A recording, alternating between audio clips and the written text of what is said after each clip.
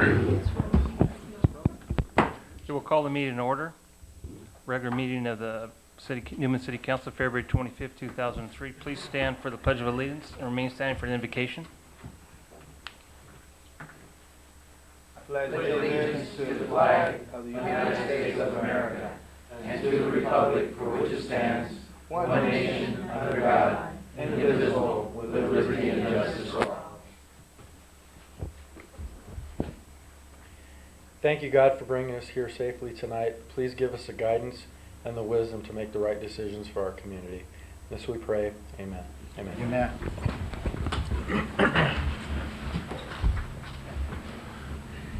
Could we have roll call, please, and declaration of conflicts of interest? Councilmember Parker? Present. Marquez? Present. Martinez? Present. Mayor Panazia? Present. Item 5, communication from staff. Yes, Mayor, I have one, and I'd like to have Officer Brett Short step forward. It's my pleasure tonight. I bring before one of our officers from time to time for a certificate of commendation for work that he's done over and beyond the call of duty. And let me just start out by kind of reading this just a little bit. So I'm going to go through this real quick. It's on February 8th, 2003, at about 8:50 a.m., Officer Short responded to Perry's Pizza at 1446 Main Street on a reported armed robbery in progress. He responded and was driving down the alley while Officer Ham, one of our other officers, responded on Main Street. Officers knew that there were two armed and masked suspects in the restaurant, but they were not aware of the third suspect in the awaiting car in the alley behind the business. Suspects entered the business by the back door and forced an employee to open the cash register, while the other suspect made sure the customers and the employees did not challenge them. They exited the business by the back door and were confronted by Officer Short as he came on scene. The getaway driver left those guys on foot as he sped off. Officer Short pursued the suspect and was able to subdue the suspect and put him under arrest. Officer Short recovered $1,155 of the victim's proceeds from the register and recovered a gun that the suspect dropped while running away. It was discovered that the gun was later stolen. The suspect was booked for armed robbery, felony possession of a firearm, and possession of stolen property, which was the gun. The other two suspects were not located that night, but the department has and is developing leads that will lead to their apprehension in the near future, I believe. The chance for someone to be killed or injured was high, as the suspects were armed. It was only due to his professionalism and dedication to law enforcement and his skills that nobody was injured during this. Not a suspect, not a victim, and not an officer. Also, this was combined with a response time of about 20 seconds, which we're very proud of.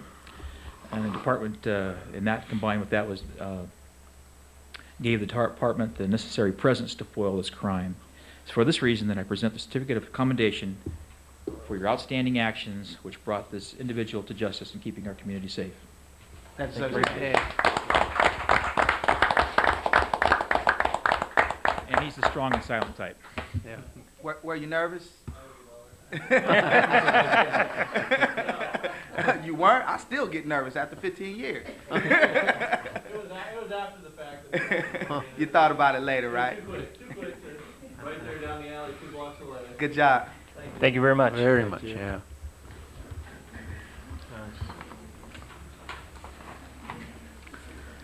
Good evening, Mayor, council members. I wanted to keep the council informed that I have received a letter from the property owner, Imelda Rodriguez. She owns 1414 Main Street. She has submitted a letter to us stating that she will have the site cleaned up by March 15th. In addition, she has submitted a letter from Stanislaus County allowing her to remove the wood with low-grade asbestos in it. She's also provided us a receipt from the landfill and I think it's Berlotti's. Berlotti. Yeah, for the bin.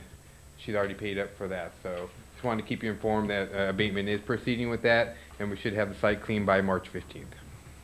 Very good. I did notice people over there working yesterday. So. Yes. Thank you. Any questions? Okay, thank you. Thank you, Mike.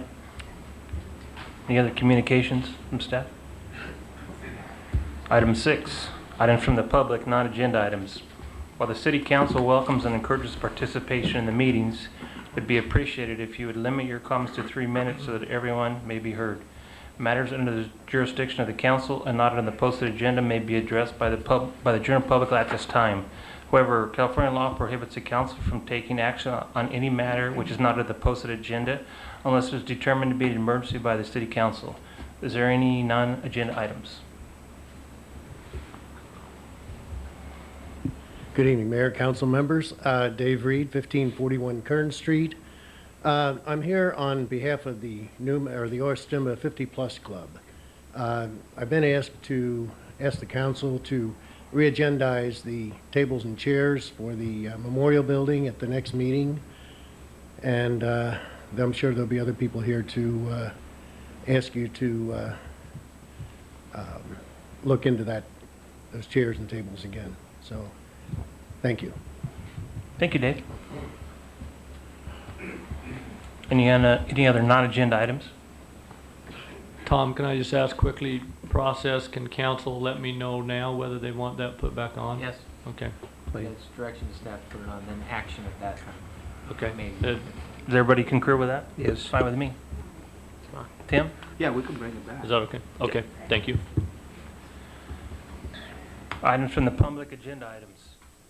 Any member of the audience desiring to address the council on a matter on the agenda, please raise your hand or step to the podium at the time the item is announced by the mayor. In order that all interested parties have an opportunity to speak, any person addressing the council will be limited to a maximum of 3 minutes unless the mayor grants a longer period of time.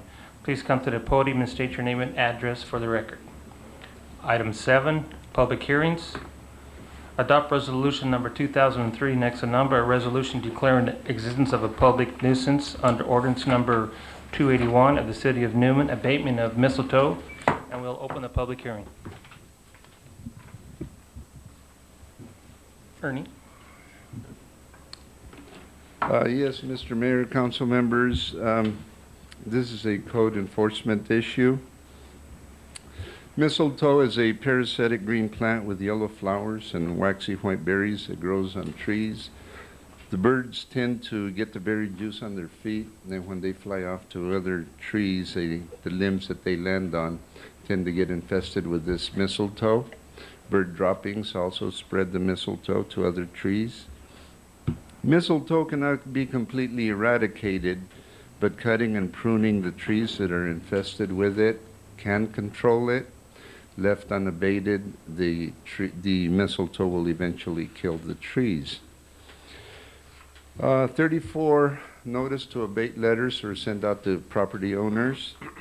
All but 10 of the said properties failed to abate it.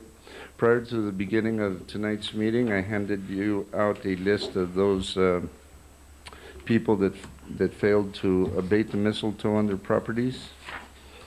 The notice to abate letter informed the property owner of the nuisance abatement procedures, their options, their right to object at tonight's public hearing. And it is staff's recommendation that said properties be declared a nuisance and direct the abatement thereof. I can answer any questions before, during, or after the public hearing. Ernie, are we successful from one year to the next by eliminating the mistletoe problem, or is it just something that we have to deal with every year? We have to deal with it every year, but it's very minimal. We've kept it under control only because we've been on top of things. Okay, thank you. Any other questions for Ernie? Any comments from the public? Okay, we'll close the public hearing, and I'd like some direction on this item. Mr. Mayor, I move that we adopt resolution number 2003, next to number. A resolution declaring the existence of a public nuisance under the ordinance 281 of the Newman abatement of mistletoe. Do I have a second? Second. All in favor? Aye. Opposed? Motion passes 4-0. Item 8, consent calendar. Approval of warrants. Approval of minutes of the February 11, 2003 special meeting and February 11, 2003 regular meeting.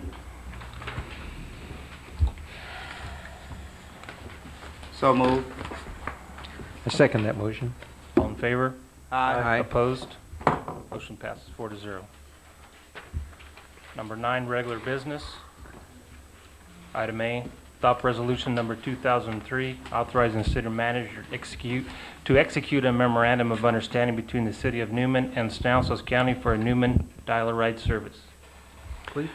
Mayor and council, as you know, last October, we received a presentation from Brad Christian of Stanislaus County regarding this issue and changes that we could do to have basically our own dial-a-ride system here in the Newman area.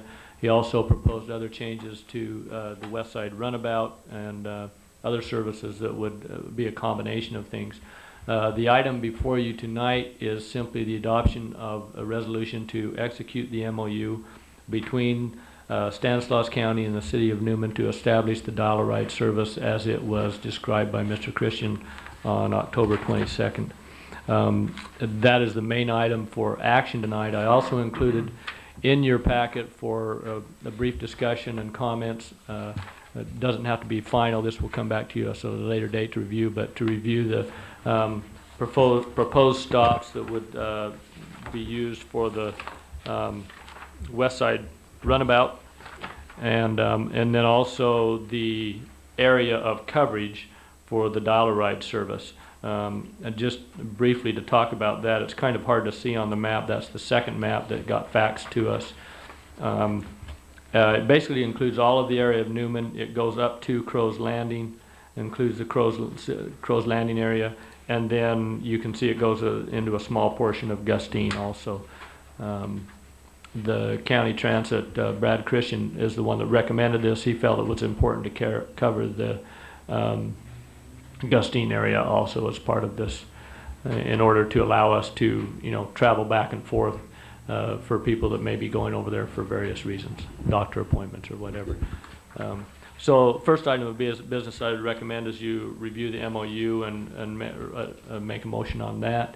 And then we can, I actually have a map that I can put up on the screen that will show the West Side Runabout stops, and we can discuss that if you'd like for a few minutes and receive your comments on that we can give back to Mr. Christian. Quick question, Yes. because I recall the presentation that Mr. Christian gave us here in the council chambers. This second portion of your report regarding reviewing the actual stops, you're Yes. just going to be looking for some direction to get back to the county with on this, with Mr. Christian? Yes, what I'm looking for are your comments as far as, whether you like it, don't like it, different stops, etc. Myself, Mr. Garza, and Michael will look at those and take those back to the county. We are proposing to meet with Brad Christian probably next week sometime to further discuss this and come up with some more concrete things. And then what we will do is bring, based on his recommendations and what we can come up with as a desired bus route and stops, we'll bring it back to the council for your review and approval. Okay, as much as I'm appreciative that we're going to have some say-so in it, I think we should outreach to the community, those that are going to be using this particular service, to get some type of feedback. That's why I bring that up. Okay. And then just one further comment before I move for this adoption. Sitting on StanCog, this was met with favorable response from the colleagues there on StanCog. Our county supervisor, Paul Caruso, spoke about the West Side having services, and I even took it upon myself to ride a bus one day from Newman to Modesto just to see how that service worked. And there were comments from citizens in our town on the minutes with the Transportation Policy Board in the county, and I welcome this. One of the comments on that, the new service, one of the changes will be, you currently know we have the START bus that goes through town. Yes. With this change, it will be a smaller bus that will actually be providing that service. Mm-hmm. And will probably be better for traveling through our local streets and stuff. What will happen though is that smaller bus will simply be running between basically Gustine here and Patterson. They will actually make a transfer in Patterson to the bus that will, the larger START buses that will take them to Modesto or Turlock. So that's one slight change that will be in this. It will require a transfer in Patterson.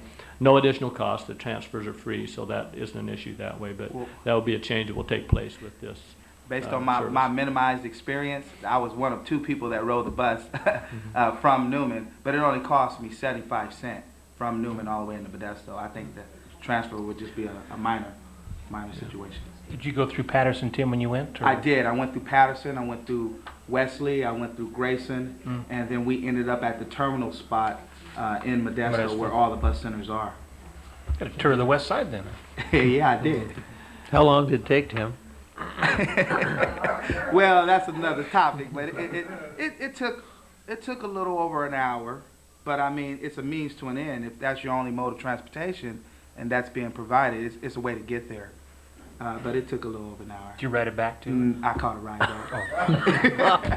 Cleve, will the big bus stop running? Between here, Start and just the one that goes just most of the time it will. It'll be running between Patterson and Modesto rather than between here and Modesto, Turlock. However, he did comment that there are certain times of the day when that bus does have more passengers, and therefore, and I think he referred to like at the end of the day, whatever it be, when people are getting out of school or out of work or whatever, that there may be certain times that they will propose to have the START bus run that route just because of the number of riders that they normally have during that time. But the normal routine times, most of the days, unless there are times when they have more passengers than they think they can handle, it will be the smaller bus, which I believe will handle about 20 passengers. And there will be bicycles also? They can't hear you on the screen.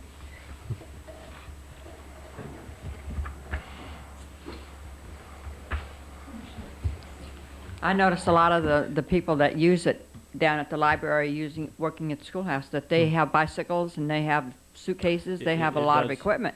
It will accommodate bicycles, as I understand.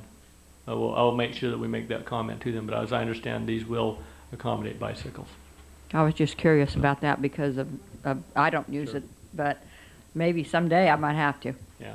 We'll try to look at all of those needs, and that is one thing that we encourage is bicyclers to use the transit system, so we'll take a look at that. Thank you. Any other questions? One quick question. Actually, I have a question here for Tim. On when you get to Patterson, is the bus?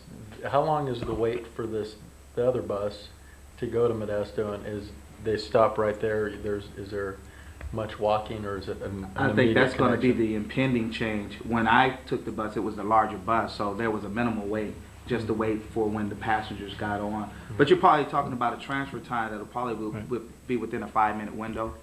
Most bus transfer times are... So when you rode it, Tim, It was the same bus you got on here, you went all the way to Modesto on the same Yes. bus, Right. which they're Yes. going to change that. Right. They will try to coordinate the schedule of the West Side Runabout to coordinate with the times that the bus leaves from Patterson, so that it shouldn't be a significant problem. Cleve, will they hold that bus till the other bus shows up? They should. Yeah, They gonna should. say When they know because- that there's a transfer and that one should be coming, that should be part of the process. Because the weather could be such that... Sure. Actually, I could shed a little light on that. I recall the bus driver using the microphone of the radio to call ahead for the transfer station, asking whether or not there were additional passengers that would need to transfer where a bus would have been held if that were the case. There were no passengers at that time, but I saw through the communication with the bus driver, alluding to what Bob just brought up, that they were doing that. Coordinate all that stuff. That's all I had. If there's no more questions, we have some direction. Yes, Mr. Mayor, I move that we adopt resolution number 2003, next to number, authorizing the city manager to execute a memorandum of understanding between the city of Newman and Stanislaus County for a Newman dollarized service. I second that motion. All in favor? Aye. Opposed? Motion passes 4-0. Cleve, did you want to show us that? Yeah, I'll just put this up and make it work.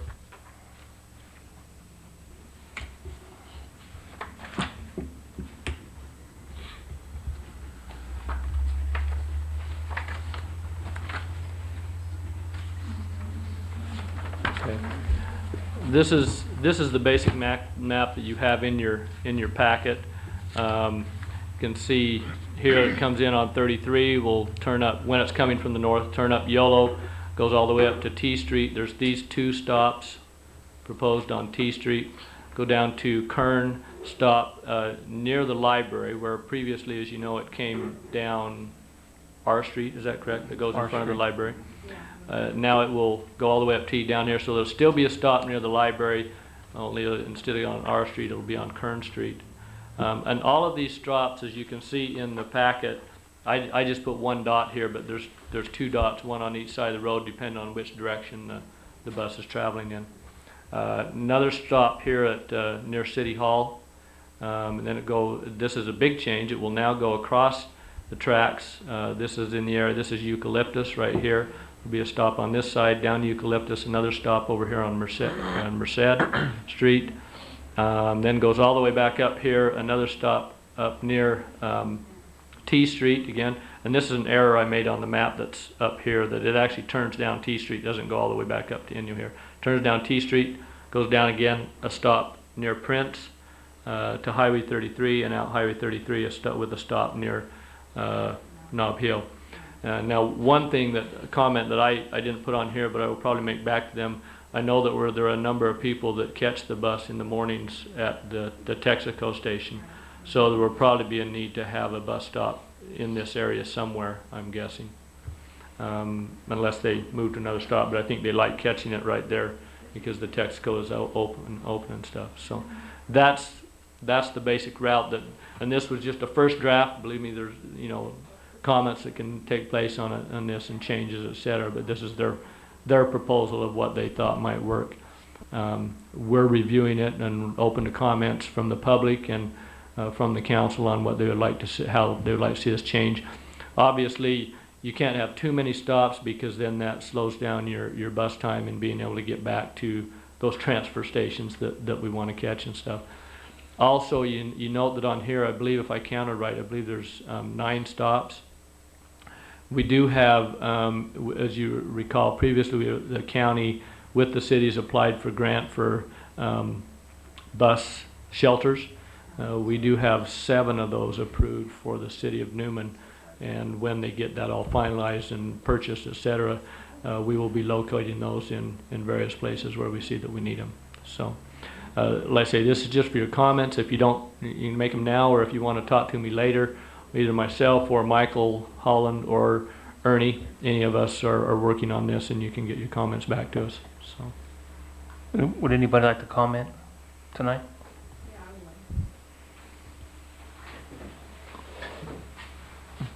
I think it looks pretty good, except like adding keeping the stop at at Merced and 33 there by the Texaco, somewhere on one of those corners. okay. Debbie Allen, 1314 Merced Street. So this isn't a call them up dial ride where you can just call them up and have them pick you up. It's not door-to-door service. Yeah. They have to be at the stops. There's both, Debbie. There's the dollar ride service is separate from this service. Oh, okay. There's the dollar ride service that will be here in Newman that will be available to, yes, go door to door and pick people up. Okay. Yes. This is a separate service that is a fixed route service that stays on that bus route. Oh. That people can stop. Similar to the START bus that's going through now, only it'll be a separate bus. The dollar ride service will be a new service that's provided to go directly to the door to door to the people's doors. So this is a whole nother independent thing there. Yes. Well, the only thing I can say is that if I lived in Creek Canyon, I wouldn't want to walk all the way up to Inyo to catch the bus. That's kind of, to me that would be a distance. Yeah. I might do it, but I don't know about an older person. And maybe, and I'm not sure it goes far enough out Driscoll either. Okay. Because there's a lot of people, I don't know. Because I don't know where they're coming from to use the service. So possibly, and that would be my only comments right now. Okay. Because you're going to be, you're adding a subdivision on the other side of Lucas Ranch and those places, and then we're also adding on Upper Road, so those are places that we got to kind of keep in mind as we're putting this route into place. That's all I had to say. Thank you. Thank you, Debbie. Any other comments? I just think what Tim said earlier is that we need the public's input as far as where this route will actually go. It would really help. I will talk to Brad Christian and propose, see what we can do. We will have this, and then we can try and notice it for our next meeting to get their comments when we actually bring it back to the council to approve, and see if we can provide the public input through those meetings. And hopefully, for those people who are watching tonight that see this, if they would like to contact myself at City Hall or come into City Hall and let us know of your concerns with the route, we'll be happy to provide that input to the Transit Authority. Yeah. Cleve, would it make sense to have those people presently use the system to do a survey? I mean, they could handle a card or something and just get general input as far as... We can talk to the county about that, see if that's possible to do that. Something really simple. Yeah. So this will be coming back at our first meeting in March, Cleve, or not that quick? Probably not that quick. Okay. The main concern, I think that this can actually trail a little bit behind. The main concern is getting everything in place to get the dial-a-ride service going, because we're trying to make sure that we get that up and running by July 1st. Right. And then these others can maybe trail a little bit behind if they have to. So we can take a little bit more time on those, but as long as we can get the dial-a-ride service up the way we want it to, because it needs to start on the fiscal year, is what Brad Christian has told us. Sounds good. Okay. Moving on. Item B, review the request from the Newman Historical Society regarding improvements and requests for additional services for Newman Museum. Did any other of my colleagues have a chance to go look at the museum? I haven't been in there recently, but I mean, I've spent, Pauline Washington now is the curator there, so I've been intimately involved in going through there a few times. Myself and Ernie met with Barbara, Tom Powell, and Mary Moore, and I'll let Ernie fill everybody in and what we came up with. Well, Mr. Mayor, what I would like to do is go through the staff report, and with council's permission, I'll address the concerns, excuse me, address the concerns and give you staff's response, and then we can come back and address any or all of the issues. As you stated, we received a letter from Mary Moore, the president of the Newman Historical Society, regarding improvements and requests for additional services for the Newman Museum. The interior concerns were no drinkable water in the museum.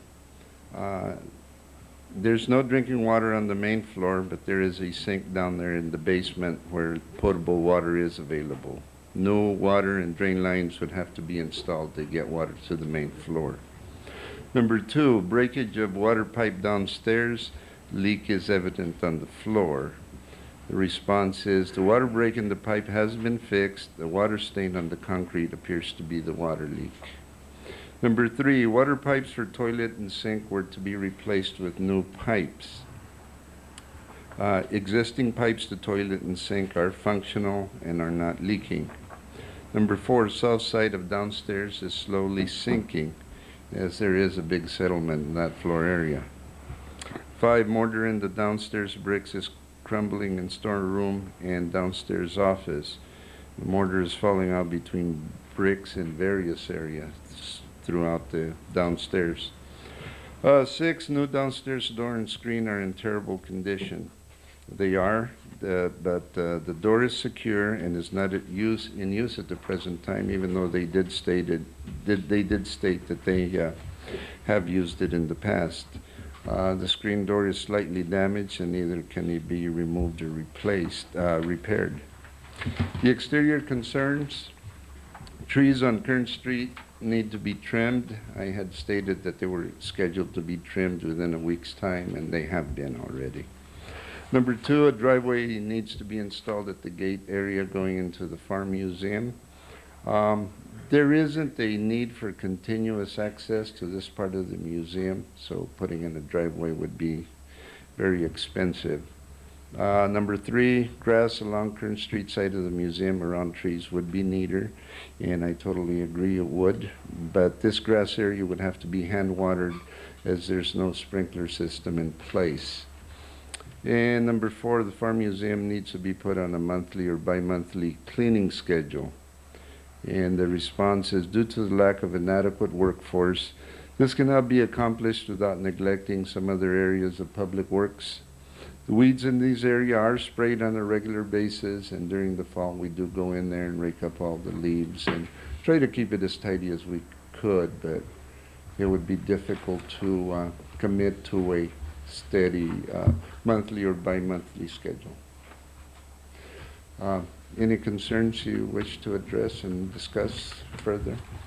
Yeah, Ernie, just all these items, don't we normally have maintenance in that area where we take care of problems like this? Or is this something we allow to just to have to be a problem then? We try to keep up with everything that's going on throughout the city. However, we find ourselves going around putting out fires because our public works crew tends to get tied up doing a lot of other projects that aren't on our normal routine maintenance schedule. Case in point, the fence out there at the schoolhouse. I had 5 guys there for about a week and a half trying to get that fence in. Then all the playground equipment. And then a lot of other special projects that we have to get involved in and accomplish. And that really sets us back in the other departments. So yeah, you will always find some area that needs attention. Well, my question is, this building is owned by the city, is that correct? Yes, it is. And I think as we see, it's a historical building, and I think it's something that we should protect and make sure that it's preserved. So I see these different items, and they don't look like any one is a lot of money to take care of, but I think these things need to be taken care of. You know, Cleve, on the, you know, because the point is, and Bob just, you know, said it again, is that this is a city-owned building, and, you know, and I haven't been in there lately, but, I mean, it looks like we haven't planned very well to keep up on the improvements, and the question I have is, how much do we have in our community? I know we charge fees for, you know, community buildings that we own. Do we have? Those can't be used for maintenance, though. Those can only be used for new buildings, new They construction. can't be used? Yeah, can't be used for maintenance. Are there any fees or any revenues or anything like that we put aside? Just general fund revenues that would go towards this. As we talked today, you know, going over this with the Historical Society and Ernie, there's some of these items on here that are fairly simple, a simple fix that, you know, I'm sure we can fix a screen and simple things, the mortar, Sure. we can check into that. As far as, you almost have to go see the floor itself to understand, you know, but I would say a couple, 2, 3 of these are some big ticket items. The majority of them will be simple fixes that we can get done. As far as the sprinklers, there is sprinklers on the front, but they're old, so they would not accommodate adding on to. So, you know, maybe we can put that in our, you know, parks budget, and we'd have to redo the whole system to hook up, but it's all, I think if we work towards it, some of these simpler things can get done. As far as the building itself, we'd have to investigate that, because we're talking big ticket item, you know, for stuff like that. Mary, would you like to comment? Mary Moore, 1442 Q Street, Newman Historical President. I have pictures of some of the areas that we were talking about. I'll pass out. I'll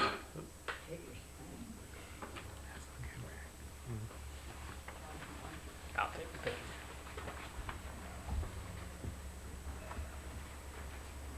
I realize that money is tight. At one point, Cleve, you had wanted us to set up a budget which hadn't been followed through and to put on your budget. So I just thought that I was idle one day at the computer, and I thought maybe I would turn this in. I know that everything cannot be done at one time, but the building is really sinking on one side pretty bad. And just things that are holes in the mortar or the bricks is starting to be very visible. And just want help from the city to do these at their time, that when they think they can afford them, but we don't want to see the building just fall apart. It is historical, it is an old building, and we would like to preserve it. And also, I would like to invite all of you. The schoolhouse is open and running as of today, and if the flagpole gets up Wednesday night, we will have a dedication on the following Tuesday, but there will be an article in the paper inviting the public, and I would like to invite all to go. Looks really nice. Thank you. Thank you, Mary. Council, if I can suggest, and if perhaps the Historical Society is open to this too. I hadn't really talked to Mary about this yet, but perhaps what we do is start putting some cost to some of these items, especially the big ticket items. And we are coming up on our fiscal year budget that we'll be going through the review. We can put those in the budget. Some of the smaller items like John talked about, we can probably look at working those into our schedule. But the ones that are more costly and more time consuming, put those into our budget. Some of them, obviously, like the settling of the floor is not something that we will have our staff do. That'll probably be something that will have to be contracted out. The other concern that we need to, as I was looking at, and I was talking to the mayor about this today, was that as we get into doing repairs to that building, and especially things when you start talking about floor settling, et cetera, it may start raise the issue of getting into so much work that you start kicking in issues such as earthquake reinforcement and things like that on that building when you get to a certain stage. So we need to be aware of that, do what we can, and maybe that is the next step. I'm not saying it's not, but at some point we may get to that where we have to take care of that. There's also the issues of handicap accessibility to the building. As you know, you have to pretty much go upstairs somewhere to get to the main part of the museum, not to the downstairs part. You can get in there, but that's mostly used for storage, I believe, isn't it, Mary? Pretty much, yeah, right now. We have So, Irma downstairs and right. one of the offices downstairs. Right. So there's a number of issues with the building, so that would be my recommendation, is that we be allowed to go back and try to put some numbers, look at some of the things that might need to be done, and we can bring those forward as part of our budget process and have you consider those at that time. The items that are smaller, like we said, we can probably get the screen door repaired on some of those things that are not major items. We can take a look at those, but the others bring back and consider with our full budget. I think that'd be great. I think we can do that. The only thing though on that is, when we say we'll fix this screen door here, and my own personal opinion is that, it seems like what tends to happen sometimes is, we fix a little thing here, we fix a window, and it kind of, we feel like, well, that's good for now or whatever. But if we can just bring the entire list back and all at once, and just go through all the items that way, because I've been on the council since June of '92, and the building has been long neglected by the city, longer than I can. It looks like it could stand a lot of repairs. So I agree, Charles. And in the meantime, when the city right, but I crew understand has our financial little time here and there, they can work on a few little items. Cleve, is there any reason why we couldn't take care of the water problem with the Alhambra or something like that? I know there's potable water down in the sink, but that doesn't sound very enticing. But what I'm just wondering, I don't think it's going to cost the city that much to put in a water system there, Alhambra. Just to order bottled water? Is that Yeah, what you're bottled saying? water with cold and hot water or whatever. They're not that expensive. To me it makes sense to be able to get a glass of water there. I don't know. We do have visitors to go in there, and it makes a lot of sense. Mm-hmm. You don't want to drink the city water, Bob? I really, no, I do drink the city water, and it tastes very good. But I heard about this, Barbara. I heard about those samples. I think I'll pass. But yeah, I think Barbara's trying to make a point that the water is not that good. It's not good. But- Maybe in our ongoing report here, Cleve, we can get what it would cost We can put for that in our, monthly in our cost of, report. Yeah. you know, service. I forgot to mention, I went into Carnegie on the computer, and I did send off for some papers to fill out grants to see if they will. I understand they do not on the libraries anymore, but being that the children are coming from the school classrooms, coming to the museum to see the items, that maybe we would qualify for a grant. So I have not heard from them yet, but I have put in for, to see if I could get papers on that. That would be great. Cleve or Mike, maybe you guys can do a little investigative work, and maybe there's something Sure. possibly out there in grants. Not that the things are really good these days. Any other comments? No, I just like to comment that, one of the things that people talk about in the city a lot about is Oristimba High School. It's like, it's a sad day when they say that they tore down Oristimba, so I think it's really necessary. We don't have a lot of places in town that we can protect and make sure that those histories are preserved, and I think this is definitely one of them. I know it makes a lot of sense as far as I'm concerned. So that's all I have. Thank you. Thank you, Mary. Thank you, Ernie. Can I just ask, Charles, so do you want this information brought back prior to the budget? Or part of the budget process, the whole list? Well, until we see the budget, it's not like we're gonna go out and spend a bunch of money until just so it coincides close to it. A little bit before, and just so we could absorb the information and everything, Okay. I think. Okay with everybody? Thank you. Okay, moving on. Item 10, items from the city manager. I don't believe I have anything this evening, Mayor and Council, unless there's any questions which you have of me. Any questions for Cleve? Did you want to mention anything about the cable committee? Or no? I can, or Go ahead. whatever you- No, go. I won't steal the mayor's. No. Go ahead. We have been meeting. We have prepared, I've prepared a draft. We've looked a little bit at a franchise agreement.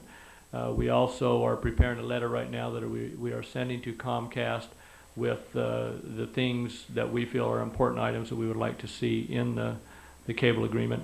That letter should go out. I'm waiting for comments back from the committee right now, and then it should go out within the next couple of days. And I think it's going well. We seem to be making progress. It's kind of a difficult subject, but we're making progress on it.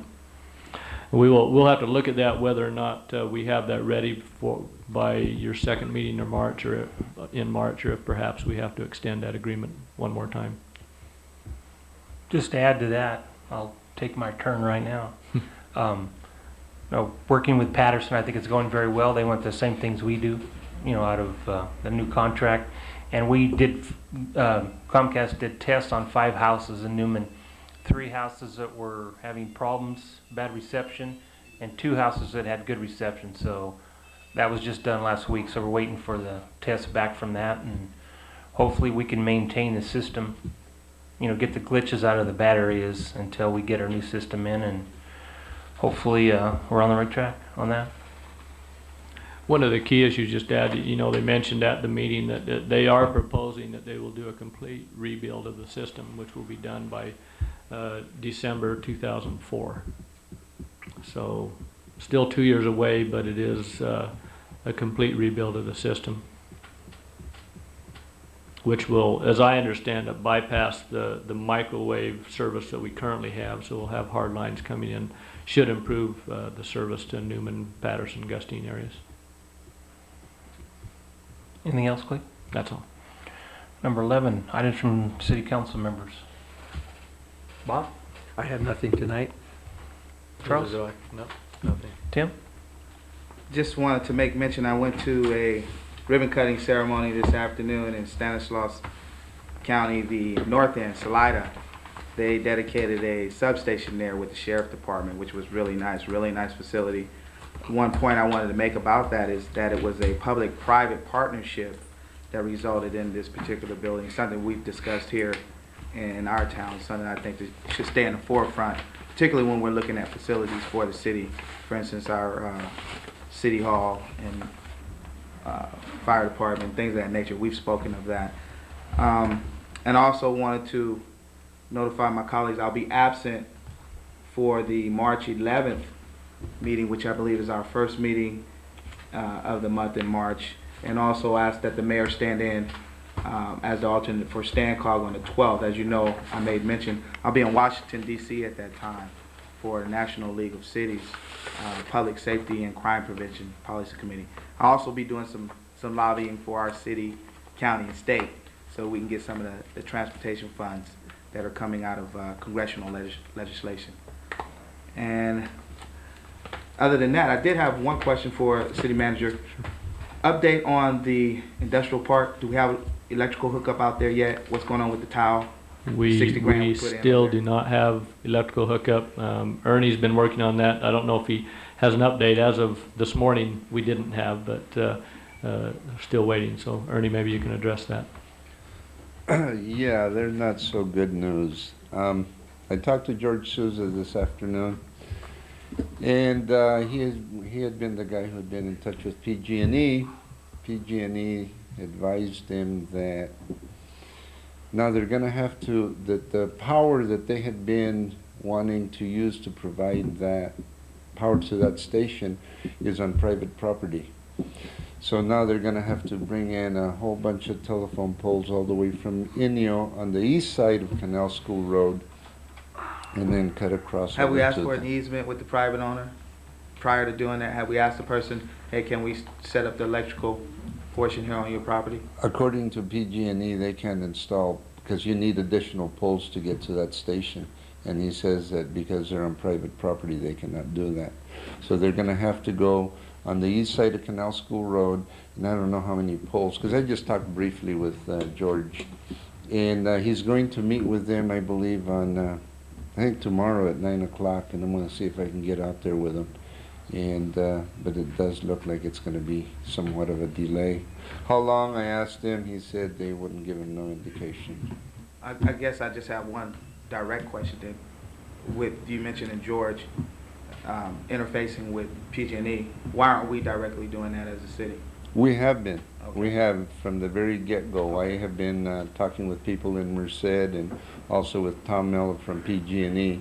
But because George had originally submitted his application, he was the, and because it's on his property, Right. he was the main contact. But Okay. we've been in touch with them also. Okay. Bogged down, right? You bet. That's it. They've lost so many personnel on PG&E that, you know, the guy is saying, I have the whole west side from here all the way to Fresno, so he was lamenting on his workload. Thank you, Ernie. Tim, anything else? No, I have nothing further. Thank you. And I have nothing further, so we will adjourn to closed session.